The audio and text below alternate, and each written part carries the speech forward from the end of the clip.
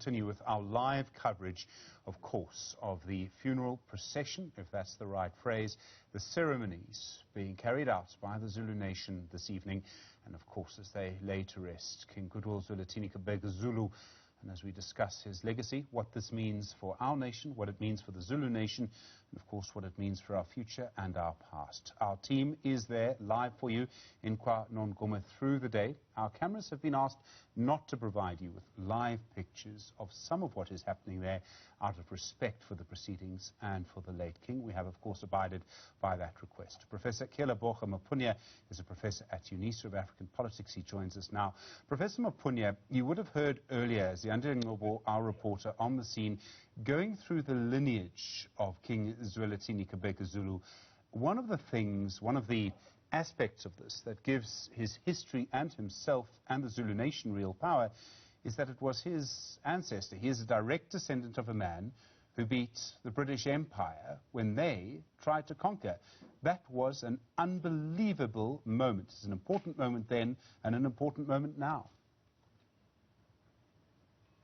Zianda was right on point, Stephen, because once you talk about the legacy of King Goodwill Kealeboga Zulu, you cannot remove it or exclude, the rich legacy of his forefathers, the rich legacy of those who came before him, all the way up until the great King Shaka. Also, you cannot, exclude the fearless as well as the courageous, warriors that have fought countless anti-colonial struggles and wars when they were trying to ensure that the land dispossession that was happening during the colonial era should not happen. Of course, the Zulu nation are very proud and among the few, in Africa that managed to not only to challenge, the might of the British, Empire, the colonial British Empire forces, but also to defeat them at one point. And to that extent, this Isanzwana, battle remains, one of the key, historical points, which obviously remind us that when people are united against a force so strong as colonialism, they may and they can defeat it. And the Zulu nation have shown, through their united action and their anti-colonial stance at that time.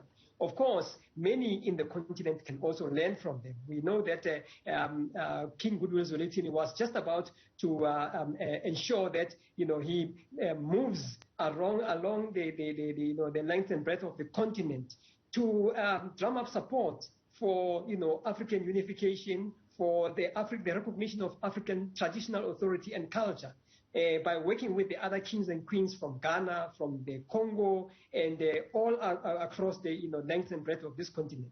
So to that extent, Zianda is correct. This is a proud moment, not only for the Zulu nation, but for African culture and African heritage in general.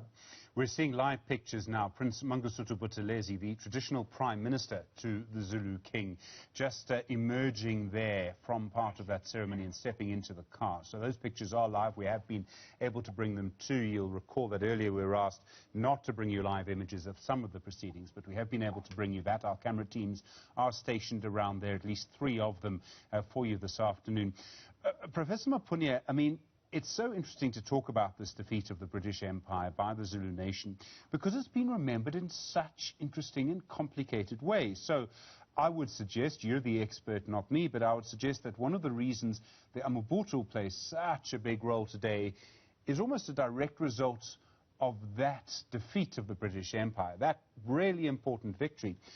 But this is also remembered in another way. There's a Johnny Clegg song, Impi, that is played at so many events, celebrations of South African culture that also commemorates that. And the point I'm making is this shows you how important that moment was. It's been remembered in different ways, almost in different parts of our society.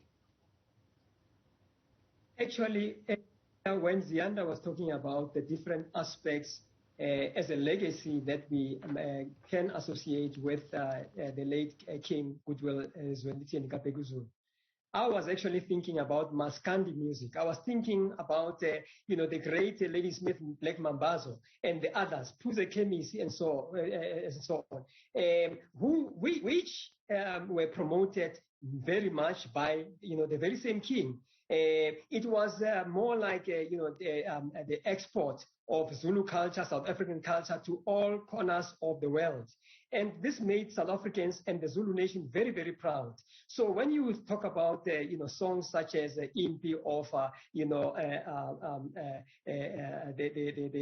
the later Johnny Clegg, you are actually hitting the nail on top of the head in terms of the direct, results of the promotion of Zulu culture, African culture, traditional culture by the late, King Goodwill Zwelithini Kapego Zulu. And it actually emphasizes how passionate he was about promoting that culture, not only in terms of the language, because currently many people in the world now, not only in the continent or in South Africa, would like to learn, Zulu culture. They want to learn the language. Why are they doing that? It is thanks to, the work of His Royal Majesty King Zulu, King Goodwill Zwelithini Kapego Zulu.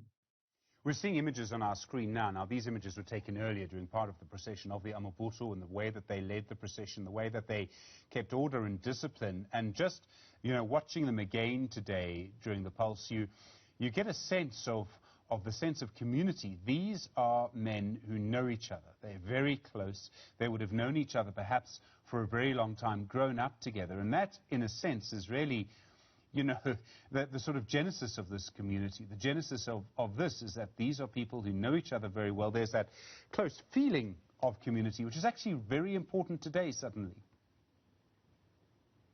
It is not just the fact that they know each other very closely, Stephen, but also when you look at these visuals, you can clearly see discipline.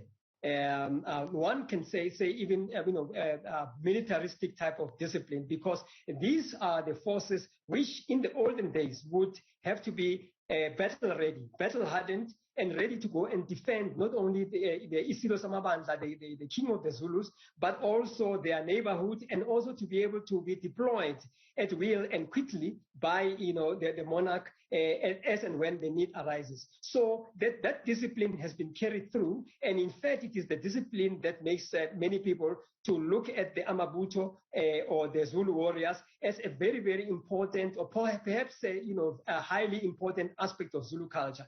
But for me, it is not a question of just singling out one apparently dramatic aspect of Zulu culture, such as the role of the Amabutho with their spears and their shields, but actually to be careful in analyzing each and every aspect of African and Zulu culture. For instance, the role of the women. We have just seen in the visuals that Zianda was showing us that the women are also singing, the Zulu maidens were also singing there. And not only that, we also have the role of the youth. We also have the role of the Izinduna, the traditional leaders who are at different levels, just below the status of the king. We also have, the traditional, doctors, the so-called witch doctors, which as the Western, people used to call them, whereas we call them the African traditional men and medicine men and women. So to that extent, it is important to look at each and every aspect of this culture, and to be able, in order to be able to understand exactly what it's all about. Because singling out one aspect that looks dramatic, the carrying of the spears, or when the women are, dressed in their regalia going towards the reed dance, which is what normally many people in the Western world like watching, and then you think that this is Zulu culture. So in my view, it is a fallacy. The idea is to look at the holistic picture of Zulu culture in order to understand its essence and what it's really all about. And Professor Maphunye takes us back to the conversation about, do we as South Africans know our history? We might know the history of this part of society that we come from, but we may not well know the history of where other people come from. And that's partly because some of it was denied, some of it was perhaps not suppressed, but not widely taught. In some cases, there were deliberate attempts to suppress it, I think. But what it really shows us is, once again, we need to have another conversation around how we educate each other and ourselves about all of this. You're a professor, you know it. There are plenty of other people, myself included, where we need to sort of look at what we know, assess what we know, and then assess what we don't know, and start from there. Absolutely. We need to have a conversation, and maybe multiple conversations, as I said earlier, whereby we can bring the rest of, the nooks and crannies of this South African society, and indeed the rest of the African continent on board. Because a failure to do so will be failure of those who brought us to where we are today, where we can talk about, independence, post, the colonial era, post the slavery era. Those people who managed to take us up to where we are would obviously be looking forward to ensuring that we do not, drop the baton, but we give it to future generations to make sure that those generations will make a meaningful contribution about the freedom that their forebears have died for.